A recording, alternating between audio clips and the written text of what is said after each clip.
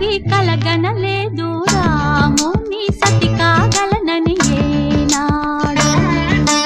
రాముడు అనుకోలేదు జానకి పతి కాగలనని ఆనాడు.